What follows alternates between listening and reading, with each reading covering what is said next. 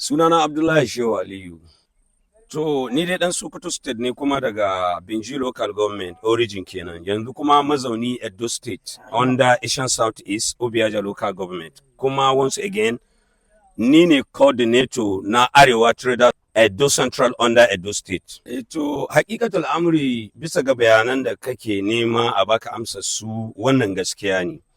Kuma makasudin abinda ya haddasa muna da wannan kowa ya sani cewa muna samun dabbobi mafi sauki mafi yawanci daga Niger, Cameroon, kai hamma Chad.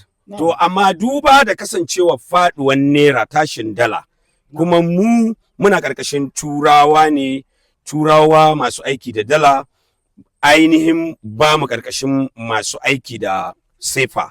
Kaga yanzu alal misali idan ka duba sefa ta fi naira karfi wanda ba zai taɓa yiwa ɗan Najeriya ɗauki zuzurutun kuɗinsa ba ya shiga Cameroon ko Niger ko Chad saboda mu kawo dabbobi kamar yadda aka saba ba. Sai dai mu je daga Niger sai dai mu ɗauki kaya daga Najeriya mu kai mu Niger.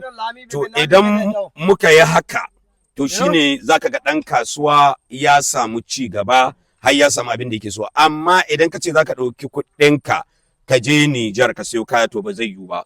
To dalilin haka shi yasa kake ganin bana farashin shanu yayi tashin gwabron zabi aka samu bambanci fiye da na bara.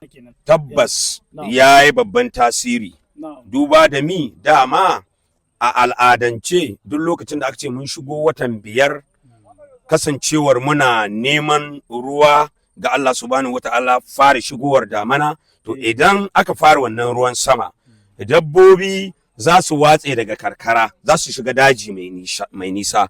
To a wannan lokacin za su rage yawa kuma duk wata dabba mai kyau mai kwari wadda za a iya zuwa a kawo ta kasuwa za ka ga mafi akasari ana rike su ne saboda da su ake noma. Kaga kamar yanzu wannan za mu iya ba da shi kamar naira miliyan 1,350, some of 1.350, some of wannan kuma 1.4, wancan kuma 1.150, wancan number 2 ga hecen da kake gani za mu iya baka shi 1.3.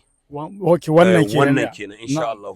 Na'am. Kaga kuma kaman ƙanana irin na 'yan buki, medium ones, at least that we used to sell for those who are buying it for burial, opening house, marriage, and other activities. This value of naira today presently. So that is, I think that is what brought more high price of things here.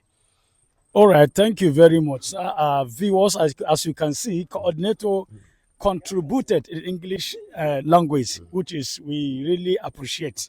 Thank you very much, coordinator, also the Sarkin Hausawa for the UBIAJA. Thank you very much, and God bless you. We'll see you next time, inshallah. Thank you, media. Thank you very much.